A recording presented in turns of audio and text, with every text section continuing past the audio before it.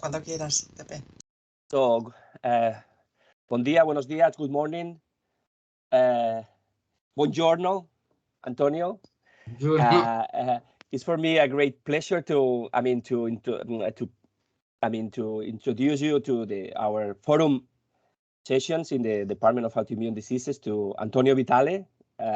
He's almost a good colleague and good friend. We've been working together for several years now, and we are helping each other with different issues in scientific and also almost personal in our career. So we are working together in autoinflammatory diseases, because Antonio is devoted to autoinflammatory diseases since he was a fellow with Professor Cantarini in Siena, in the University of Siena, and he's a practitioner, rheumatology practitioner, seeing a lot of patients with autoinflammatory diseases, and he's the alma mater, as Olga introduced him. With on the right or the left hand. I don't know what hand are you, or Professor Cantarini in engaging all the registries and the international registries in autoinflammatory diseases that we are familiarly called, the AIDA Network. This is a project that Professor Cantarini and Antonio started, several years ago, and now this is a present, and it will be a future. And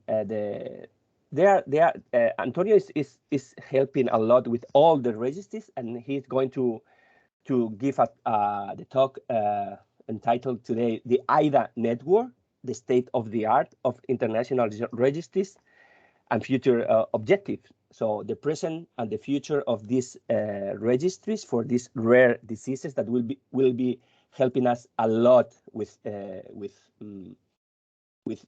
knowledge of these genetic diseases, and the monogenic and polygenic. And he will be talking about everything. So I stop now. This is an honor for me to introduce you again. Antonio Vitale. So Antonio, whatever you want. Okay. I thank you again in front of all the audience for this very kind presentation, and for this invitation that has made me very happy tomorrow. And I take the floor by starting with the acronym AIDA, whose please, okay, the acronym AIDA, which is Antonio, please share your screen. Again, okay. Just some second.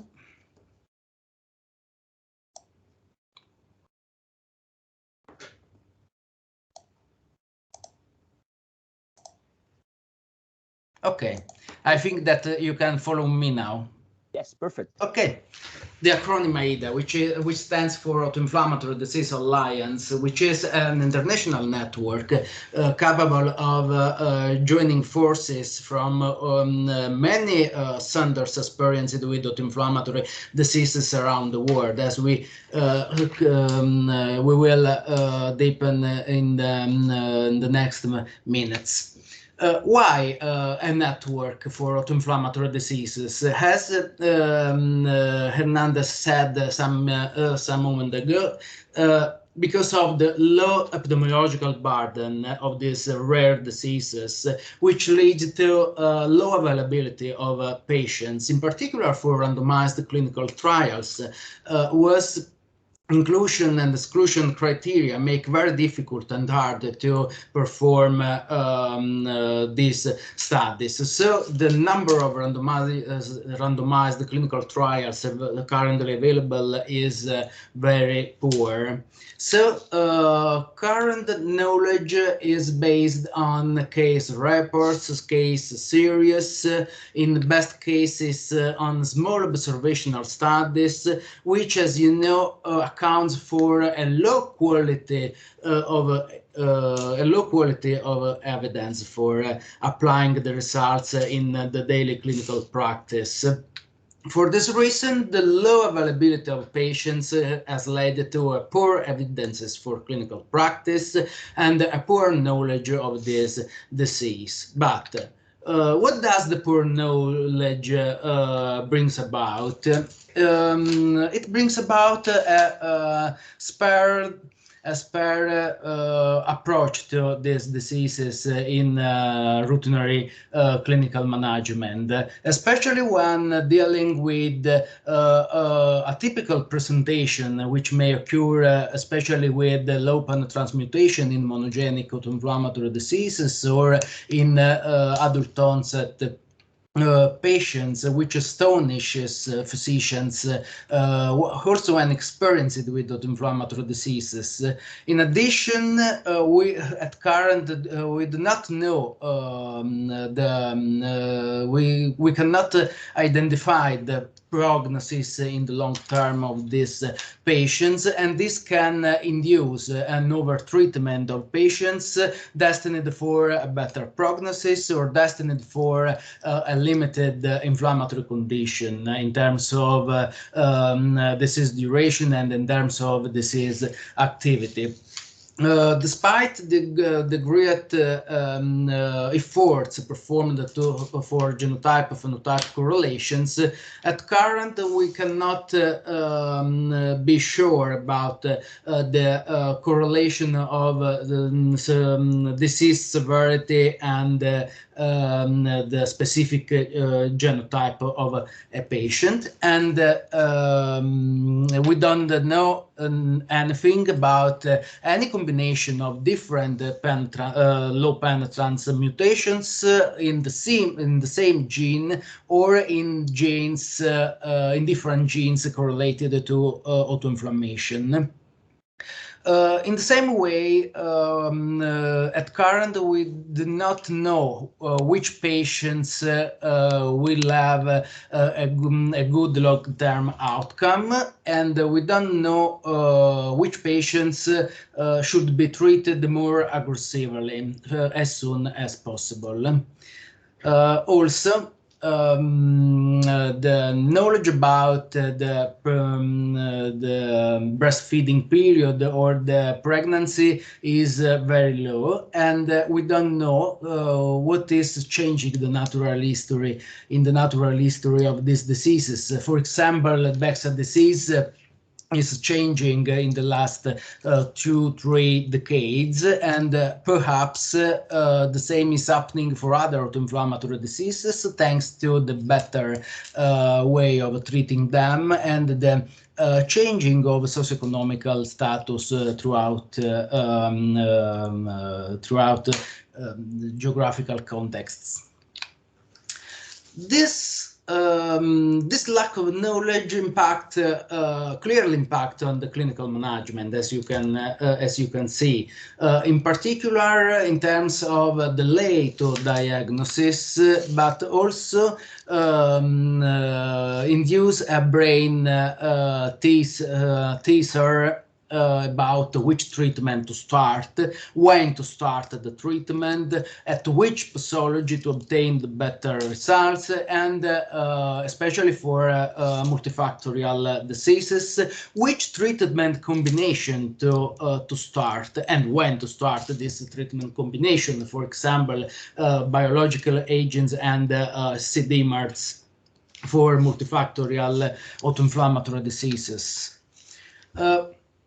The over-treatment and over-diagnosis is another issue to overcome, as many patients, especially with low penetrance mutations, may be treated with less aggressive treatment approaches, both because they do not complicate with long-term complication, and because they can be managed with less impacting treatment for NSAIDs, for example, or low corticosteroids dosages. Another intriguing issue to face with is the changing of clinical manifestations throughout geographical contexts, as for Beck's disease. Was clinical presentation changes according to parallel distribution, and this may affect current diagnostic and classification criteria, which should be modified according to the geographical differences in clinical presentation. Another chapter is about undifferentiated autoinflammatory diseases. Many patients have a clear phenotype, autoinflammatory phenotype, but they do not carry any mutation in any of the genes already known to be associated with monogenic autoinflammatory diseases, and they do not fulfill any of the clinical or classification criteria for multifactorial diseases. However, how to diagnose these patients, how to treat these patients? This is a great basket recently defined USAIDs, undifferentiated systemic autoinflammatory diseases, where to search for a new gene mutated, or to study in order to identify a clustering of manifestations capable to explain new clinical entities. Of course, how to correctly manage patients during pregnancy, how these diseases behave during pregnancy. It seems in a good way, but the data are very poor. And how to manage them with a safely approach. In last, the lack of knowledge about this disease do not allow to personalize the clinical and therapeutic approach of such patients. Which is the solution of all these problems? The solution is the internet. Now we are connected, and I can spend this hour with you thanks to the internet, which allows to join forces, also to improve the research efforts toward these problems, but also to improve the way of managing these patients. So the best way to use the internet for our purposes is at current to create patients registries that represent an invaluable source for a better understanding the natural history, the epidemiology, the clinical behavior of this disease, and the treatment approach to perform in such cases.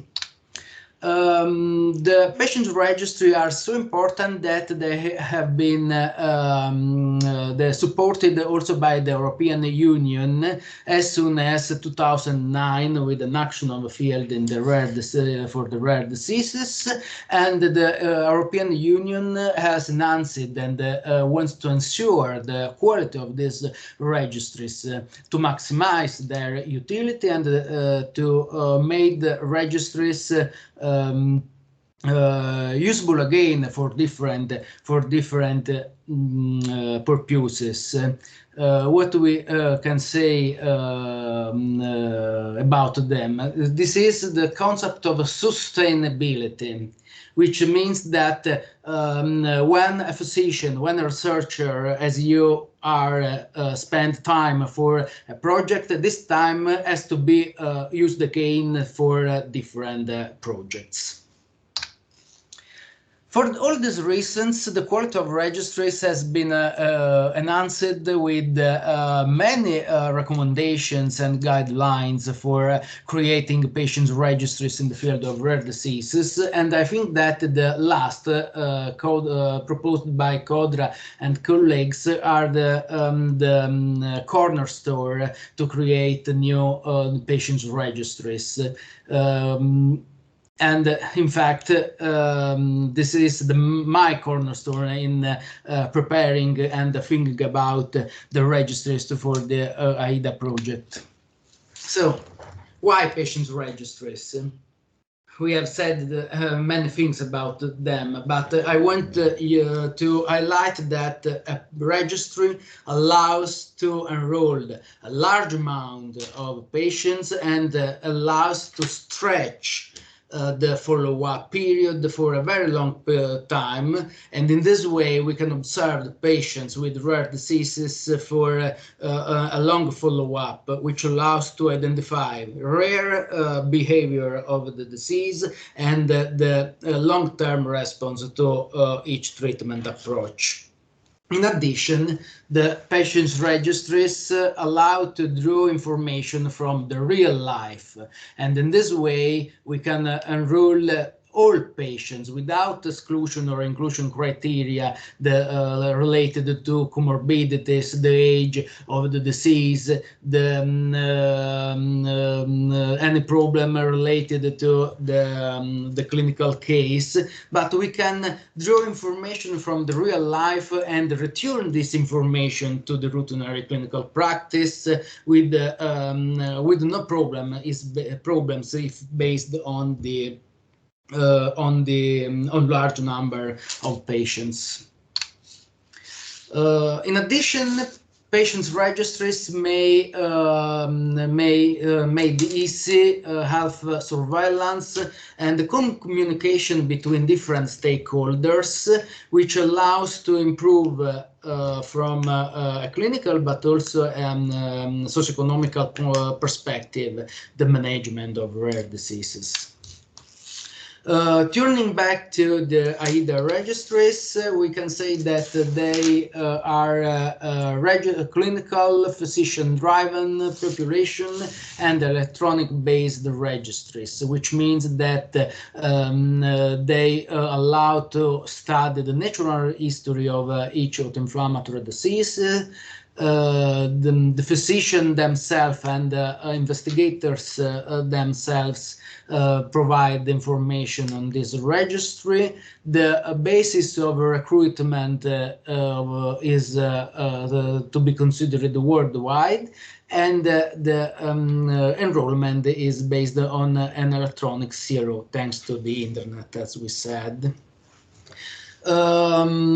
They are 9 registries, but they work all together, and we can consider them only one project, only one great registry, which is made of 2 phases: a retrospective phase for data accrued up to the time of the enrollment, that are demographic, clinical, genetic, and treatment information, and a prospective phase for data accrued from the time of the enrollment into the AIDA project, and in this case also socioeconomical information are required.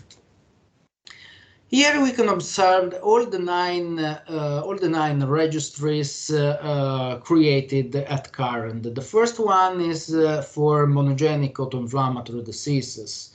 There is no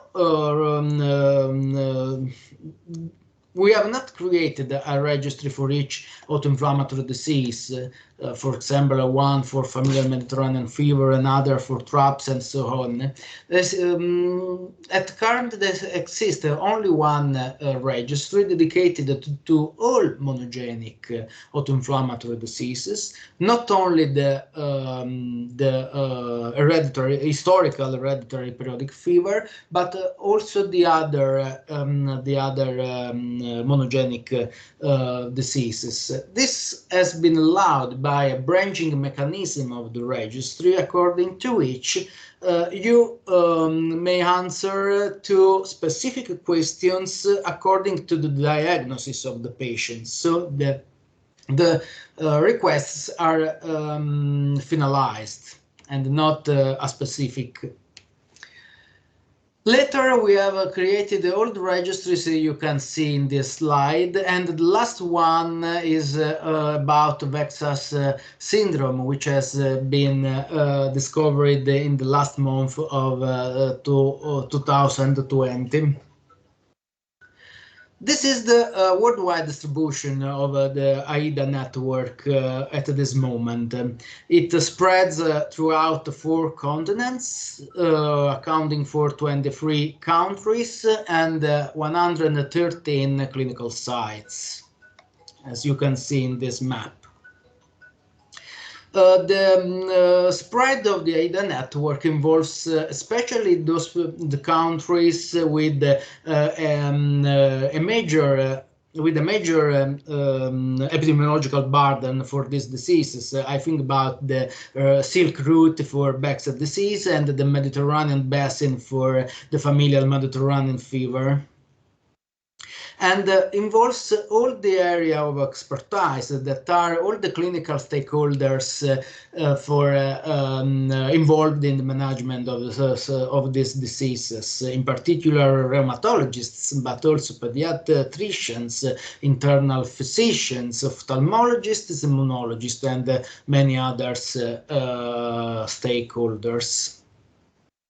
With regard to current numbers from the registries, we can see that at current we have the AIDA team is made up of 114 principal investigators, about 200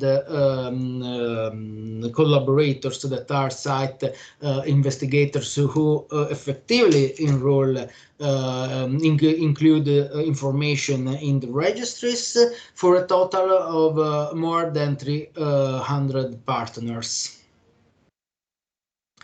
These are this information is about the enrolling centers to date. In particular, we can see, I have to highlight that also 54 centers have already obtained the approval from their ethical committee. And for this reason, not all centers are recruiting. Despite this, the number of enrolling centers is so high, as you can see, especially for monogenic autoinflammatory diseases, Baxter disease, and uveitis and Still disease. And the number of patients enrolled is increasing during the last months, as you can see by the shape of these curves over time, especially for Baxter's disease, where you can see a great increase in the enrollment during the last months. We are dealing with the rare diseases. Despite this, we have already enrolled this number of patients distributed to all the registries, and as you can see, the registries more accessed are those dedicated to Baxter syndrome disease and those dedicated to monogenic autoinflammatory diseases, for a total of 1,860 patients as well. Regarding monogenic diseases, most of patients have the familial Mediterranean fever, followed by TRAPS, followed by CAPS and hyper-IgD syndrome, so the historical hereditary periodic fever. As we can say in this round figure, the scheme, the most accessed registry is those dedicated to Baxter syndrome, accounting for 35% of all patients, followed by monogenic autoinflammatory diseases and by uveitis, non-infectious uveitis. The registry dedicated to Still disease has been created in the last 3-4 months, and at current it represents the 1% of patients enrolled, but this is owing to the small time, the limited time dedicated for enrollment. This is a very difficult figure, but here you can observe the on the right the registries more accessed for the enrollment, and on the left the centers involved in the enrollment of patients throughout the world. The AIDA activity also refers to publication, and in this last month we have already published seven papers on behalf of the AIDA network, and I want to quickly show the results of these papers. The first one was about the role of colchicine treatment in patients with TRAPS, and we could observe that the colchicine may induce the complete response in 13% of patients treated with such treatment, while almost 60% of patients benefited partially from the use of colchicine. This means that patients treated with colchicine experienced a lower frequency of attacks and or less severe clinical features during treatment with colchicine. We know that colchicine is used for familial Mediterranean fever, and we know that colchicine is very effective in familial Mediterranean fever patients, but we can see that the colchicine may be attempted also in TRAPS patients with a lower probability to develop amyloidosis, so as for patients with the low penetrance mutations and with a lower less severe clinical phenotype. This response to colchicine was not affected by the different age at the disease onset, was not affected by the different dosage employed, that is 1 milligram per day versus more than 1 milligram per day, and did not change in a significant way according to the different penetrance of mutations. However, we suggest the use of the attempt with colchicine in those patients with a less severe phenotype. More recently, we have assessed on behalf of the AIDA network the use of biotechnological agents in patients with TRAPS. In particular, we enrolled 26 patients treated with anakinra, 16 patients treated with canakinumab, 10 patients administered TNF inhibitors, and 3 patients treated with tocilizumab. The clinical response was complete in 3/4 of patients, and this percentage increased to 94% among patients treated with canakinumab. These results were did not change according to the different age at the disease onset, and did not change in a statistically significant fashion according to the penetrance of mutations or according to the different line of biologic treatment. In this slide, you can see how flares decreased after the start of biological treatment, which was significantly lower, highly significantly lower during the first 12 months of treatment when compared to the preceding 12 months. And and also this result was not affected by the different age at the disease onset, the different penetrance mutations and the different line of biologic treatment. Residual flares lasted for a lower period of time, as you can see here, And also in this case, the penetrance, the age at disease onset, the biological line did not statistically affect this result, this finding. Along with the improving of clinical manifestations, we could observe the highly significant decrease of laboratory inflammatory markers, especially serum amyloid A throughout the follow-up period.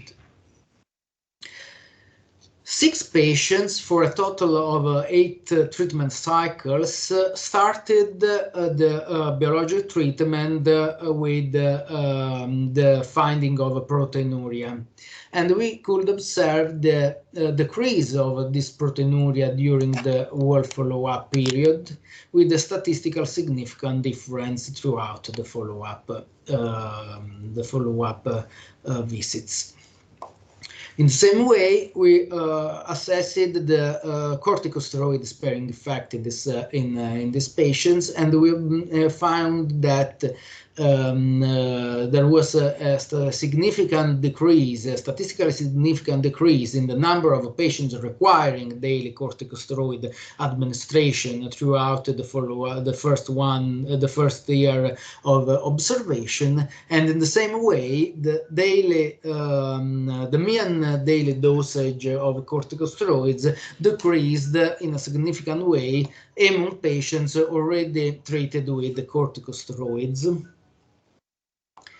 The corticosteroid-sparing effect was not affected by the penetrance of mutations, and you can see here, and was not affected by the biological line, the first biological line compared to the second or major biological line. Conversely, we observed a higher corticosteroid-sparing effect among adults. This means that pediatricians tends to lower the daily corticosteroid dosage slowly if compared to patients dedicated to adults. The drug retention rate of all biological treatment as a whole was excellent. You may see that the drug retention rate was 55% up to 120 months, that are 10 years.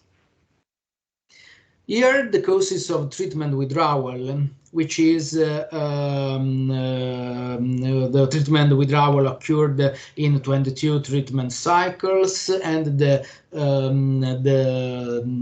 first cause of withdrawal consisted of the loss of efficacy over time. Conversely, adverse events occurred only in 3 cases, and all 3 cases were treated with tocilizumab and consisted of pneumonia and pneumonia in 1 case, and severe urinary tract infections in the other cases. However, we cannot conclude anything based on 3 patients treated with the tocilizumab. So we can only observe that as a whole, the treatment with biological agents in TRAPS is very safe. The complete response was significantly associated to the presence of a relapsing remitting disease course rather than a chronic disease course, which tended to respond lower to biological agents, and was associated to the frequency of exacerbations. That is, a lower frequency of exacerbations before starting biological treatment was associated to a higher probability to complete responding. We have also assessed the role of interleukin-1 inhibition with anakinra and canakinumab in patients carrying the R92Q mutation, which, as you know, is the more frequent low penetrance mutations in the Caucasian population. And we enrolled 19 patients for a total of 20 treatment cycles, 16 patients treated with anakinra, 4 patients treated with canakinumab. Five patients did not fulfill the European score for the classification of TRAPS, but they had pericarditis, recurrent acute pericarditis, not responsive to the standard of treatment with NSAIDs, with colchicine. In this case, the R92Q patients responded completely in 2/3 of cases, and the ineffectiveness was observed in 21% of patients, along with the reduction of clinical manifestations observed during the first 12 months of treatment. We could observe that a statistically significant decrease in the AIDA score, which is the most used clinimetric tool for TRAPS, and a decrease in the use of prednisone and in the assessment of laboratory inflammatory markers. At the time of the last assessment, 60% of patients already continued interleukin-1 inhibition, while primary inefficacy had been observed in 4 patients.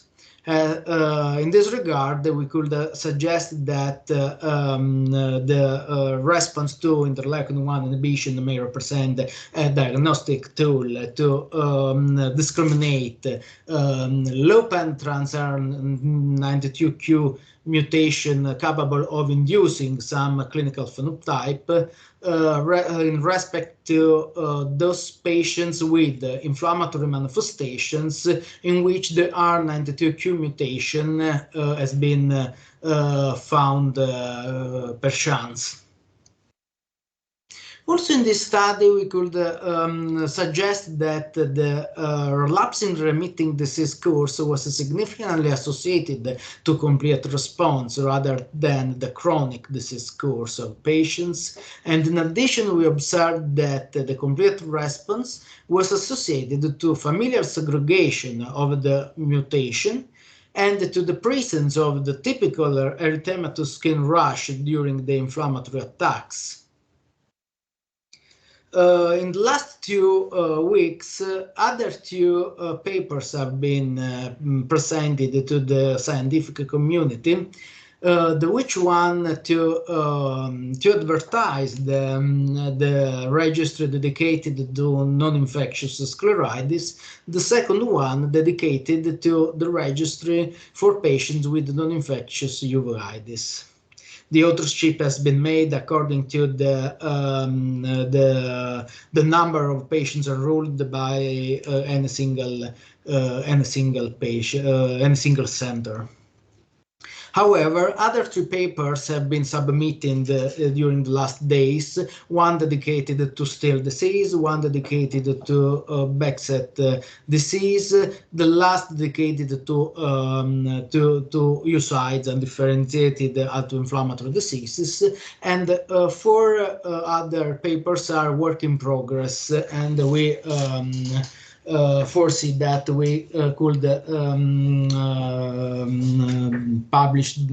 submit for reviewing these papers in the next 2 months.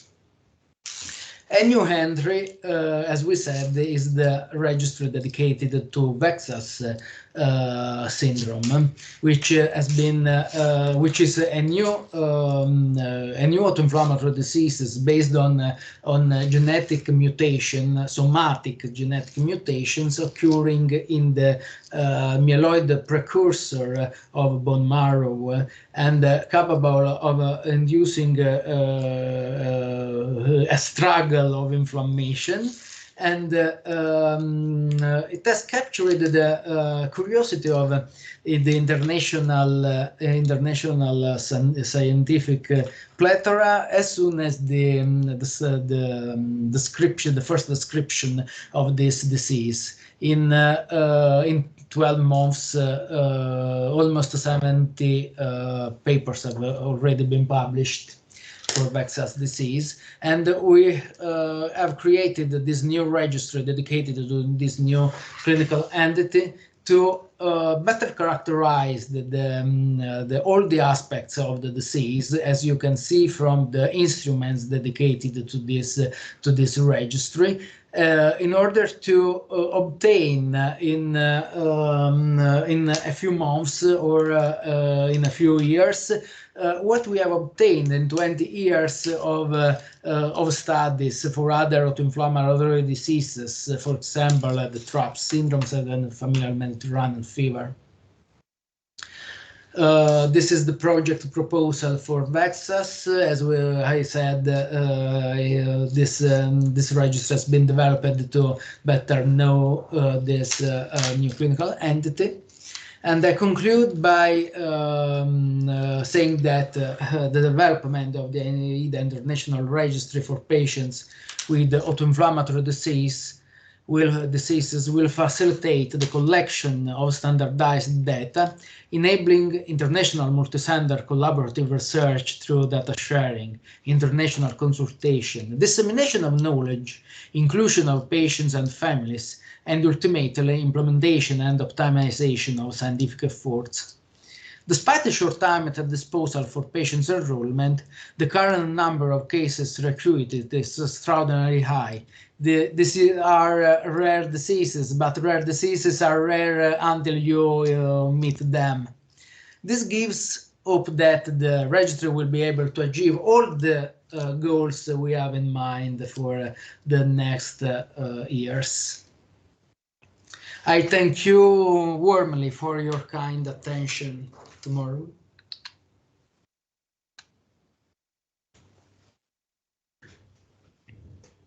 No, thank you for your extraordinary presentation.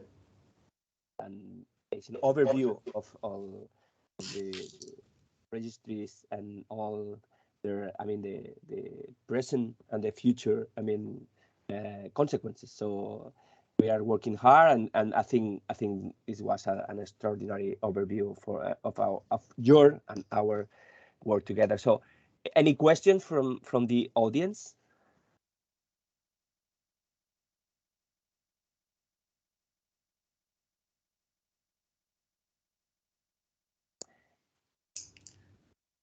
Too much clear this presentation.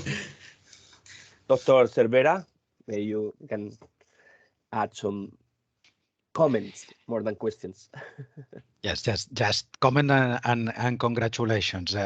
Being myself on the field of registries, of international registries, we created some 30 years ago another registry for CAPS, but in this case, catastrophic antiphospholipid syndrome. You took also the acronym CAPS for one of your diseases. We are very worried because we have not the copyright, but we were the first to put the term CAPS to the catastrophic antiphospholipid syndrome, another very, very rare condition, and certainly we shared the same objectives that you had when you created this. Being a very rare disease is the only way to gather enough information to produce science is by making international registries. So we the only advantage of our condition as compared with your condition is that we just take the information from single episodes of single patients. It is not necessary for us to have the follow-up of these patients. But thanks to this also we have produce many papers, many PhD theses and master theses and so on. And the most important thing, the survival of our patients has improved thanks to the guidelines provided by data obtained from this registry. And this is something that I am completely sure that you are going also to have thanks to your registry. So my most sincere congratulations, good luck, go ahead with this. The experience that you have, I can see that it's already enormous, but if we can provide from our side, as Dr. Hernández, also Dr. Araujo and the other colleagues can provide with additional help, really, you have all my support for this. Go ahead, and my most sincere congratulations again.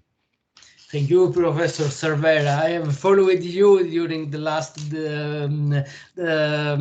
years as I worked with Professor Galeazzi. And yeah, I know. I know we are very close friends. I have been many times in Siena for the networks that we created for the antiphospholipid syndrome and lupus during these years. I was just with Dr. Galeazzi just a couple of months ago. He's retired, but I think that he's still going sometimes to Siena, he told me. He's writing books. He has written a book from his life, his very interesting life.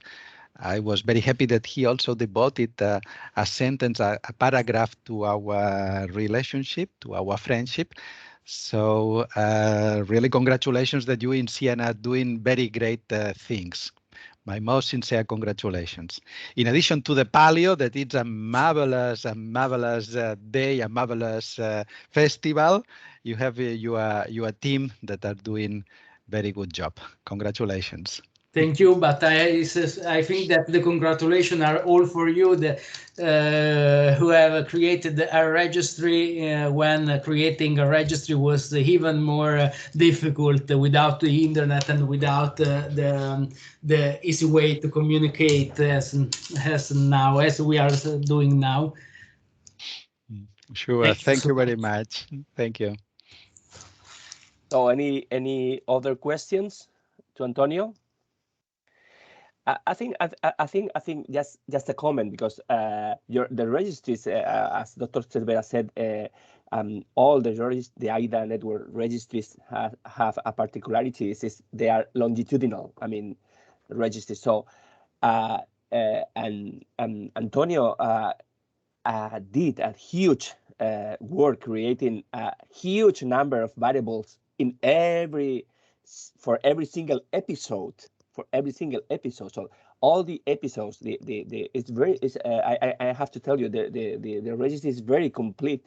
And also you have to be aware time to time when the patient has, changed the condition, or you have changed the treatment for this patient, you have to put all the information of this new episode in the registry. So the registries will provide us with a huge, a new information. Different from the usual registry. The usual registries are just providing information for the star, or for one point in the course of the disease. So this is I have to congratulate you, because and I suffer.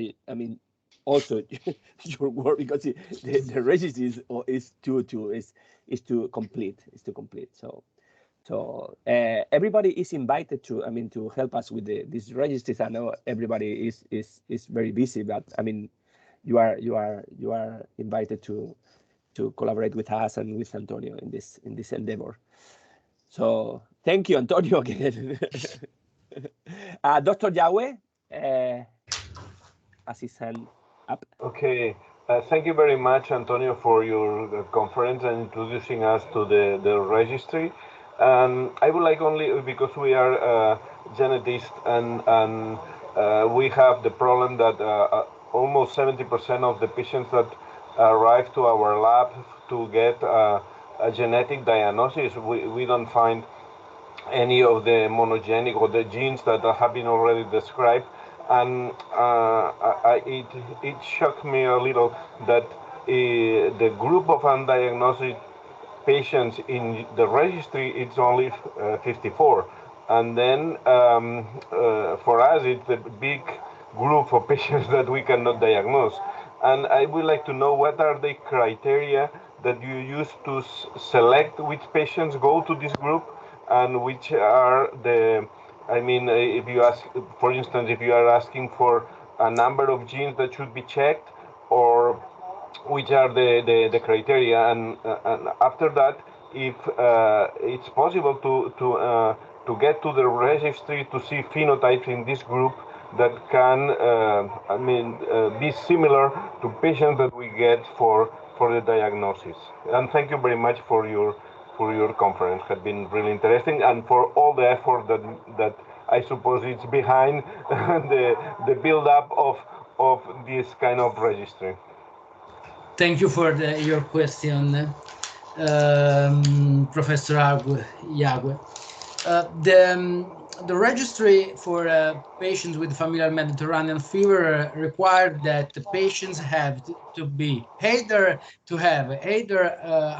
a mutation or two mutations or a heterozygous mutation with the high penetrance mutations, so have a genetic diagnosis of for familial Mediterranean fever, or to fulfill the criteria internationally accepted for this disease. So Yamaguchi criteria, Livne criteria, Telachomer criteria. Those patients who does not fulfill these criteria and who show an autoinflammatory disease feature and phenotype could be included in another registry, what dedicated to undifferentiated autoinflammatory diseases if they do not have any of the other known autoinflammatory diseases. So in the registry dedicated to monogenic autoinflammatory diseases, it is strictly required that they should have the mutation, or they should fulfill the international criteria. We know that up to 3-4 years ago, 75% of patients with familial Mediterranean fever did not have any mutation in the MEF gene. This percentage is decreasing during the last few years, and now we can say that only 1/4 of the patients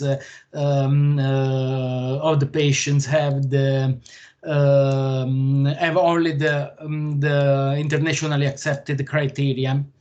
We are lucky that because of the great access to the registry from Turkey and from the Middle East. So many of the majority of patients included in our registry have mutations, and only a little part have genetically negative results. However, we have selected many criteria to enroll these patients with no fulfillment of diagnostic criteria and no presence of mutations in the oocytes. For example, the response of colchicine, the identification of remarkably increased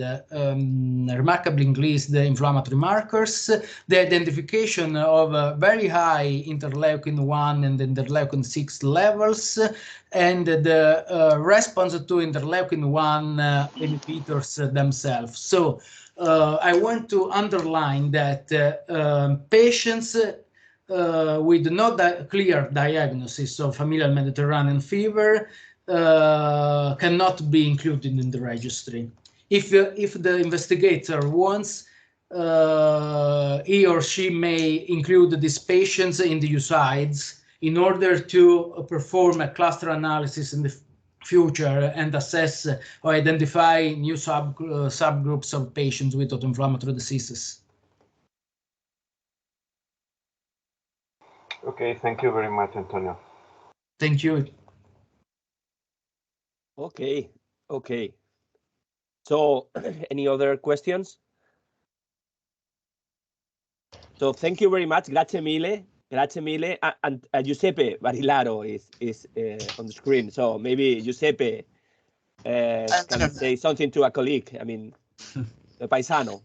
Paisano. Maybe I don't know exactly where are you from, but I mean, I'm from the south. I guess you too. But I'm from Calabria. Well, by the way, excellent job and very interesting. And I was just curious about a practical point of view. How long did you take to think of it and do all the registry? Because it seems to be a huge work. I'm from Campania, from Paestum. I think you know Paestum for the temples. Well. The registry will is foreseen to last at least 10 years. And 10 years, but I think that we will prolong this time. At the start, we had foreseen to include 800 patients, but we have overcome this cutoff as soon as the first 3 months of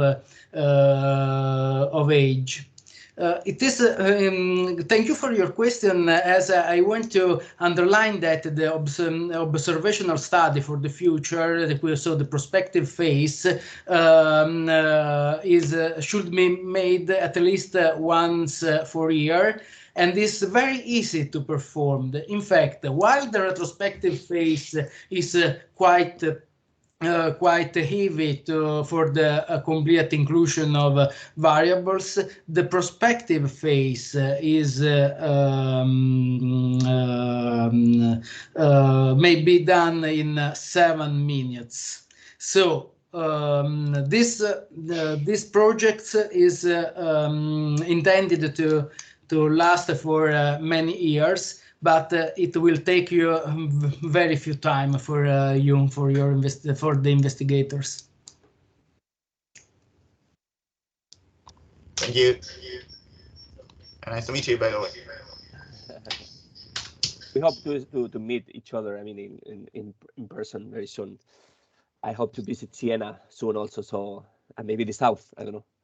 So congratulations for your talk, for your conference. We will be in touch. We are grateful for all your work or your task you are doing in this amazing work. We are engaged. So see you soon and grazie mille. Grazie mille a voi. Grazie mille. Grazie. Yo presento ahora la sesión, o dejo ya presentada la sesión de la semana que viene, que la dará el doctor Milicenda también desde el extranjero. Él está en los States y nos hablará de la afectación muscular en la esclerosis sistémica. Y that's all, folks. So, see you. Bye bye. Bye. Thank you so much. Bye bye. Bye. Grazie a te. Ciao. Bye bye.